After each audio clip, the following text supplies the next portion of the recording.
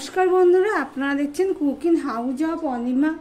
আজকে দেখো আমি এখানে মৌরলা মাছ নিয়ে নিয়েছি, কেটে ধুয়ে পরিষ্কার করে। এই মৌরলা মাছের একটা দুর্দান্ত টক ঝাল একটা রেসিপি তোমাদের সাথে শেয়ার করব। তার জন্য আমি মৌরলা মাছে আমি অল্প নুন দিয়ে দিলাম,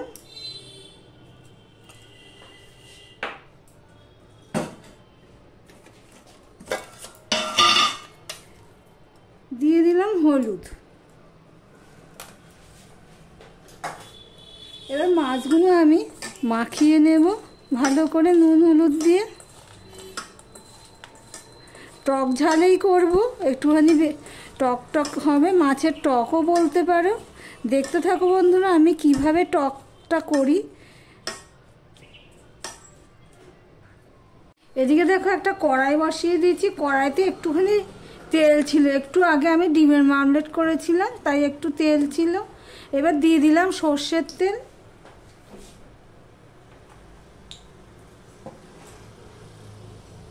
দিয়ে দিলাম অল্প একটুখানি নুন। এই পর্যন্ত যারা ভিডিওটি দেখছো লাইক করে কন্টিনিউ করো। দিয়ে কড়াইটা তো ভালো করে গরমই হয়ে গেছে। এবার নুন হলুদ দিয়ে রাখা মাছগুলো আমি ভেজে নেব। দেখতে থাকো বন্ধুরা, আমি অল্প অল্প করে মাছ দেব।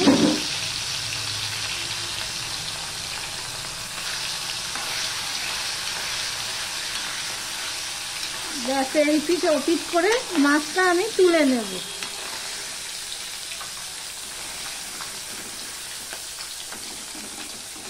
দেখো বন্ধুরা, এইভাবে আমি মাছটা তুলে নিচ্ছি। জাস্ট এপিট ওপিট করে আমি তুলে নিচ্ছি।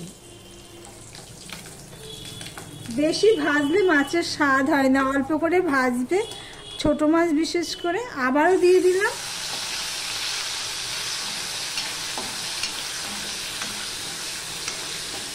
গ্যাসের ফ্লেমটা কিন্তু আমি মিডিয়ামে রেখেছি, তাহলে কড়াইয়ের গায়ে আর লাগবে না।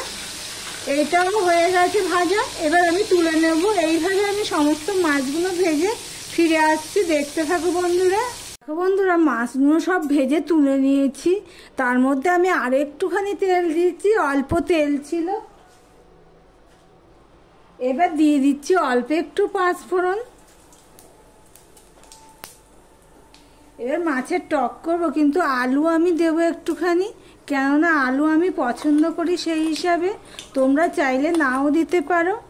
এবার আমি আলুটা দিয়ে দিচ্ছি।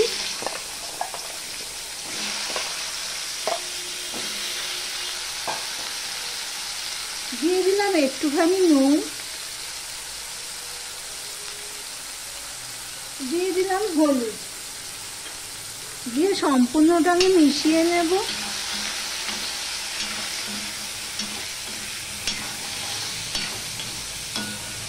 মিশানো হয়ে গেছে, এবার আমি ঢাকা দিয়ে আমি আলুটা ভালো করে ভেজে নেব। আর এদিকে দেখো মাছগুলো আমি ঠিক এইভাবে ভেজে নিয়েছি, দেখতেই পাচ্ছ। দেখো আলুটা মোটামুটি ভাজা হয়ে গেছে। এবার আলুটা আমি এক সাইড করে রাখছি, তুলেও রাখা যায়, কিন্তু আমি এক সাইড করে রাখছি। আর এখানে দেখো আমি পেঁয়াজ কেটে নিয়েছি, আর রসুন নিয়ে নিয়েছি 7-8 কোয়া মতন, সেগুলো আমি দিয়ে দিচ্ছি।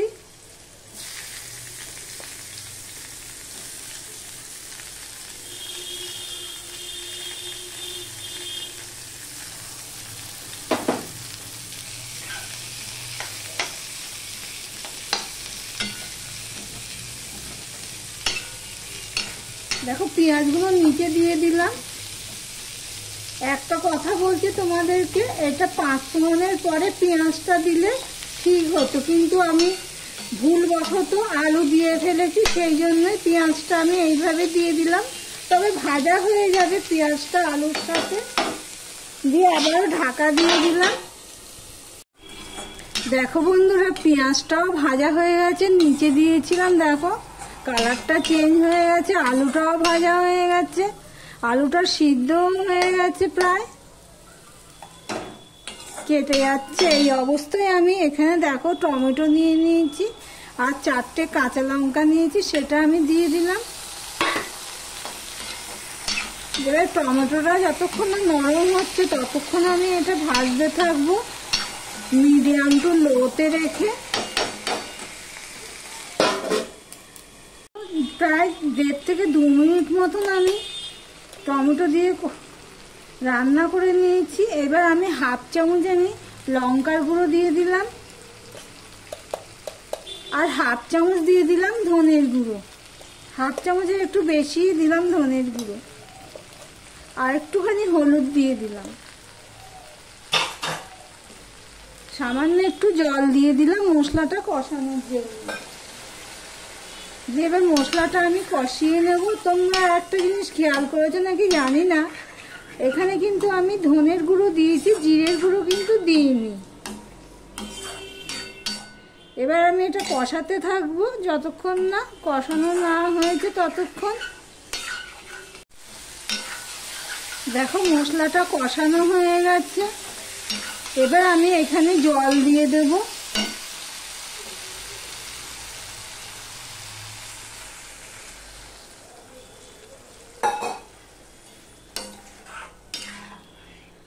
এবার ঝোলটা ফুটে ওঠা পর্যন্ত আমি অপেক্ষা করব।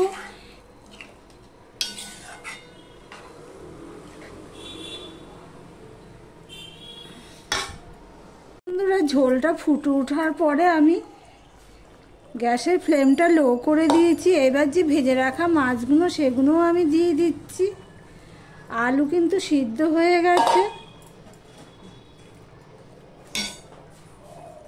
গামলাটা ধুয়ে একটুখানি জল দিয়ে দেবো। ভিডিওটি যদি ভালো লেগে থাকে প্লিজ লাইক কমেন্ট শেয়ার করে দিও।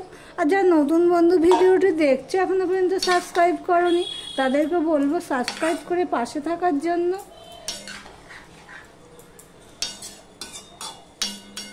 এবার আমি 3 থেকে 4 মিনিট এটা ফুটিয়ে নেব। দেখতে থাকো বন্ধুরা।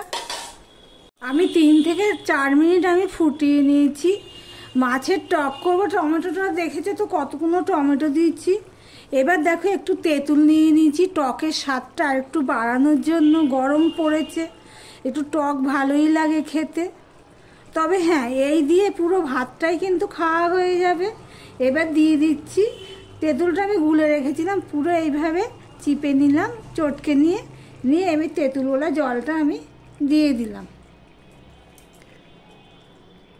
তেঁতুল দিয়েছি সেই জন্য আমি একটুখানি চিনি দিয়ে দিচ্ছি, সামান্য অল্প একটু চিনি দিয়ে দিলাম। আর নুনটা আমার কম হয়েছে, নুনের টেস্ট অনুযায়ী আমি আর একটু নুন দিয়ে দেব। এইভাবে বানিয়ে খাওয়ার অনুরোধ রইল বন্ধুরা। খুবই ভালো লাগে, পুরো ভাতটাই এই গরমে এই দিয়ে খাওয়া হয়ে যাবে। মৌলা মাছের টক।